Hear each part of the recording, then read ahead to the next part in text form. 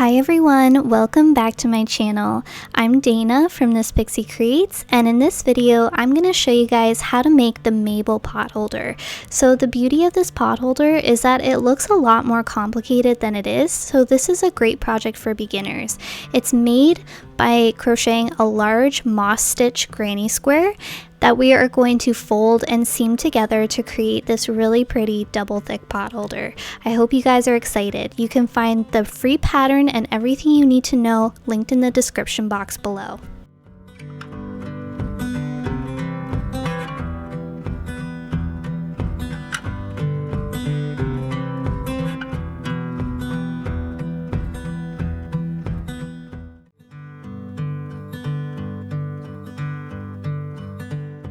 Alright guys, so the first thing that we're going to do is make a magic ring. So hold out your index and middle finger, and what we're going to do is just leave a nice long tail and wrap the yarn around those two fingers twice.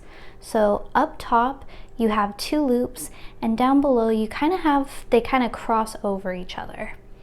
Okay, so with your hook we're going to go underneath that first loop, pick up that second loop with your hook, and pull it underneath that first loop.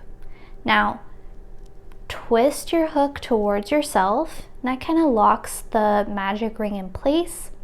Slip it off your fingers, and to fully lock it, we're going to chain one. Now, this magic ring is not going to go anywhere. Okay, for round one, what we're going to do is we're going to just make single crochets and chain ones. So going into this magic ring, we're going to make our first single crochet. So insert your hook underneath that magic ring, yarn over, draw up a loop, so you have two loops on your hook, yarn over, and pull through both loops. That's a single crochet. Chain one. We're going to do that 3 more times. So make one single crochet, chain one, make a second single crochet, chain one, and make a third single crochet, chain one. So at this point we have 4 single crochets, 1, 2, 3, 4, and 4 chain one spaces. The second round is kind of the hardest one because it's a little hard to see your chain one spaces. So if you would like to, you can mark them with stitch markers just so that they're easy to find. Otherwise, what we're going to do is pull on this tail from our magic ring. We're just going to pull it closed. Okay. And now we're going to join the round with a slip stitch. So we're going to go into that first single crochet that we made. Going to insert our hook under both loops, yarn over, pull through the stitch and the loop on our hook. And that makes a slip stitch and closes up round one.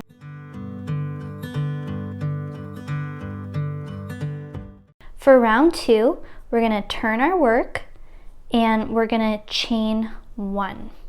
Okay, it's important that before we begin every round, we turn our work. Otherwise, our square is going to look kind of slanted and we want it to look perfectly straight. So that's why we turn. Okay, so we've chained one, and what we're going to do is we're going to go into our first chain one space. So this is our single crochet here. So right beside it is our chain one space. And into that first space, we're just going to make one single crochet, chain one. And that's half of our corner. I'm going to explain that when we kind of come back to it. But for now, we're going to move on to our next chain one space. So as you guys can see here, this is our single crochet, and this is another single crochet. So in between there is a chain one space. So going into that chain one space, we're going to make a single crochet, chain one, followed by a second single crochet, chain one, all into that same space. And that makes our first complete corner. We're going to go into the next chain one space between these two single crochets. And we're going to make a single crochet, chain one, single crochet, chain one, all into the same space. Going into our last chain one space between these two single crochets, we're going to make another corner. So single crochet, chain one, single crochet, chain one. We've arrived back at the beginning, so where we started, and this right here is our first corner that we worked into. Now if you guys remember, we only did half of the corner. We're going to do the other half of our corner right now. So we're going to go into this first chain one space, and we're going to make a single crochet, chain one, and that completes our first corner, because we have a single crochet, chain one, single crochet, chain one. To join the round, we're going to go into that first single crochet that we made, and we're going to make a slip stitch. Okay, so that is round two. We should have a total of 8 single crochets and 8 chain one spaces.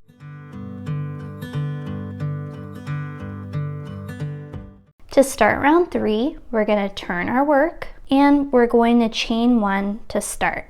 We're always going to start in a corner chain one space. This is one of our single crochets. This is our second single crochet, and right in here in the center is our chain one space, or our gap.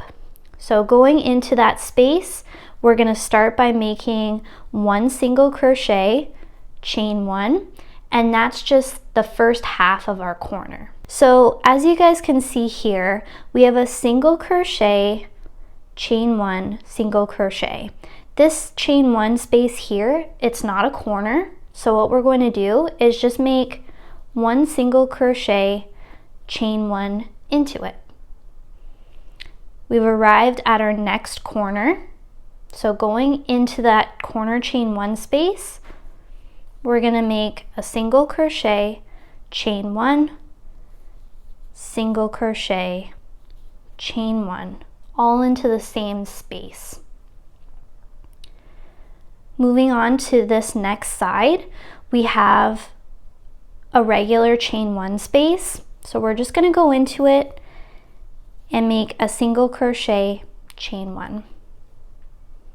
Into our next corner, we're going to make another corner, so single crochet, chain one, single crochet, chain one. We're going to do this all the way around. So in the regular chain one spaces that aren't corners, we're just going to work a single crochet, chain one. Into the corners, we're going to work a single crochet, chain one, single crochet, chain one. Okay, on our last side, we're going to go into our regular chain one space, make a single crochet, chain one, and we've arrived back at our first corner. So into this chain one space, we're going to make the second half of our corner. We're going to go single crochet, chain one, and as you guys can see, that completes our corner. So we're going to go into that first single crochet and we're going to make a slip stitch. So this is round three. We should have a total of 12 single crochets and 12 chain one spaces.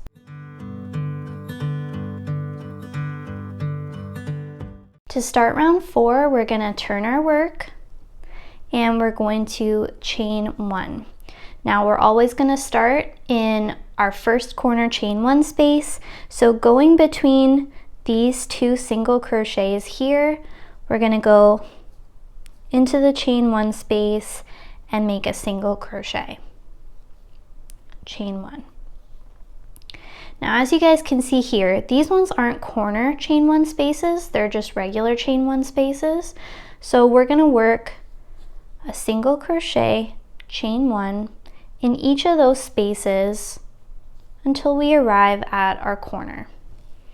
And when we get to our corner, we're going to make a single crochet, chain 1, single crochet, chain 1. So I want you guys to do this all the way around.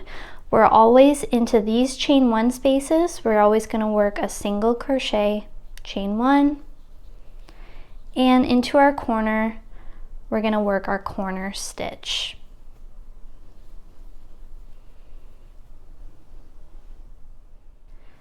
Okay guys, just like in previous rounds, we've arrived at our first corner, and we're going to do the other half of this corner to complete it.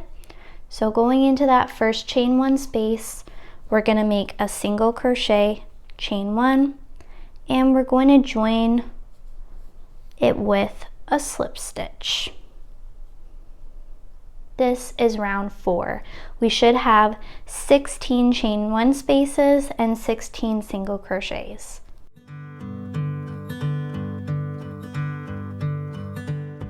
Okay guys, to start round 5, we're going to turn our work, and from here on out, we're going to repeat round 4. So I'm going to show you guys this one more time. So we're going to chain 1, always starting in our first chain 1 space. We're going to go between these 2 single crochets and work 1 single crochet, chain 1. In each chain 1 space across, we're going to work a single crochet, chain 1,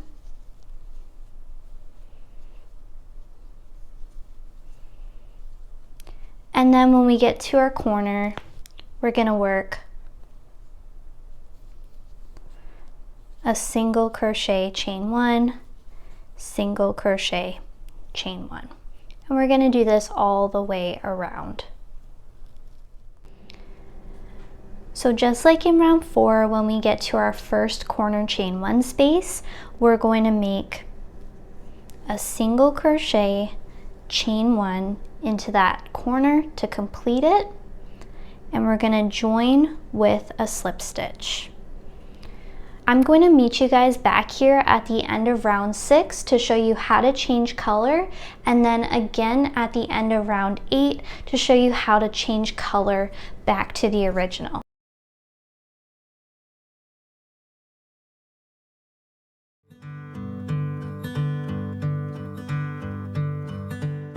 Okay guys, we're at the end of round 6, which means that it's time to change color. We're going to finish up our first corner.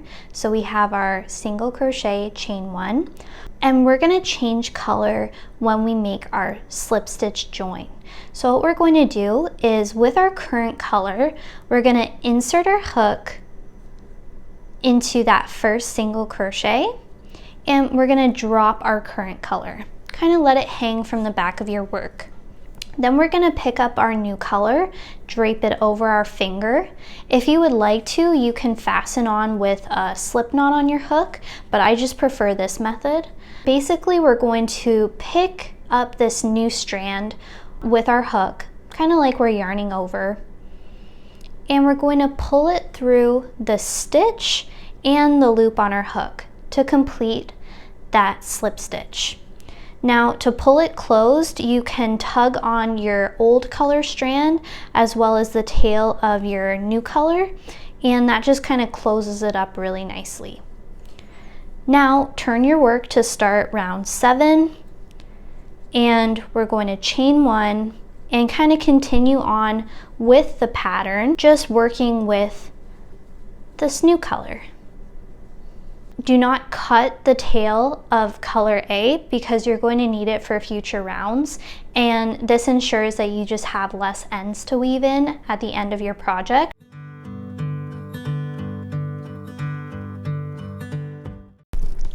Okay guys, we're at the end of round 8, so it's time for us to change color because we've just worked 2 rounds in color B. So we've already made our second half of our corner, single crochet, chain 1. So we're just about to make our slip stitch, and this is when we change color. So going into that first single crochet of the round, we're going to insert our hook under both loops and drop our current color. Now, color A should be dangling from the back of your work, so just pick it up with your finger, yarn over, pull it through the stitch and the loop on your hook to complete that slip stitch. You can pull on color B to kind of tighten that stitch up. You're going to turn your work, chain 1, and continue with round 9 as normal, just working with color A. So from here on out, that's going to be how you guys change color.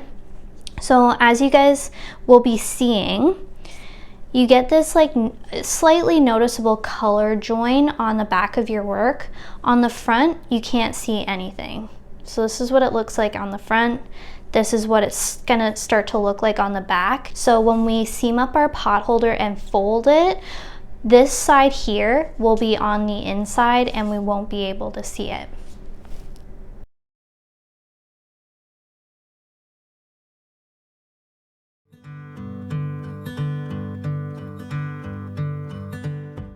After making the final slip stitch for round 24, it's time to fasten off by pulling up on the loop on your hook. Keep pulling to make a nice long tail. We need a long seaming tail so that we can seam all 4 corners together. So I'm talking 40 inches or longer.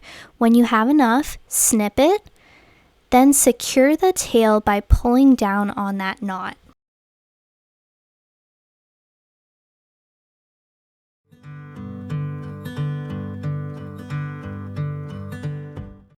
Lay the square flat, making sure that the back side is facing upwards, so that's where you can see the color changes.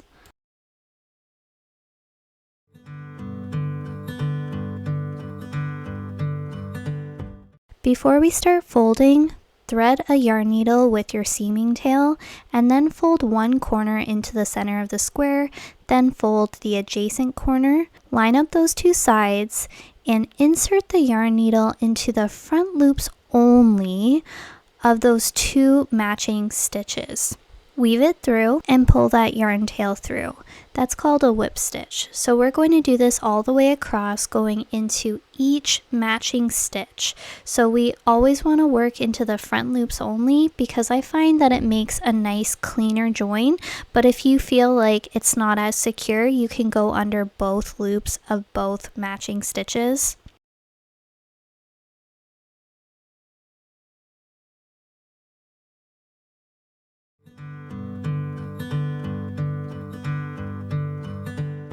Our goal is to use the same seaming tail to sew up all 4 corners of the square. So to do this, we're going to insert the yarn needle into the corner or the edge of the pot holder, then grab the yarn needle with your hand and pull it through the inside of the pot holder. This ensures that the yarn tail is now in the center of the square, so now we can use it to sew up our remaining corner. Now, fold the next corner into the center of the square, line up the 2 sides, and whip stitch in the front loop only of each stitch across, going from starting in the center of the square and working your way to the far edge.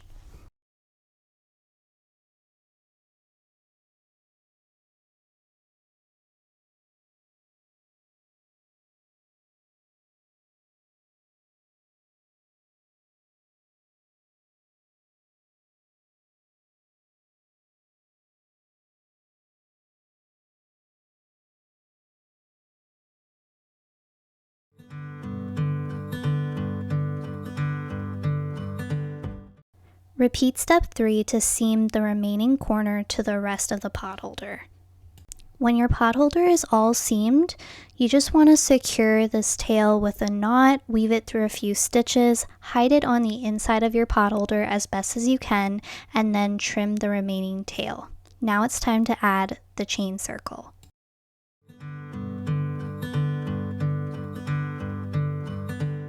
To add a chain circle, make sure that the front side of the pot holder is facing you. Insert your hook into the top left corner of the pot holder, yarn over with color A, and pull it through the corner stitch to fasten on. Then chain 13. To make our chain circle, we're going to insert our hook into the space where we fastened on, make a slip stitch, and that makes our chain circle. Fasten off by pulling up on the loop on your hook and leave a tail so that you can weave in your ends. With your yarn needle, weave in the last two ends, making sure that you secure them with a knot and weave them through the inside of the pot holder. Then when you're ready, trim your tails and your pot holder is complete.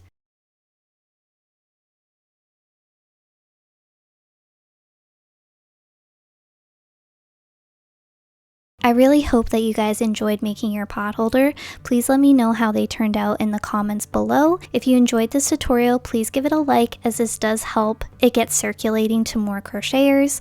I appreciate you guys, and I will see you next time for another pot holder pattern.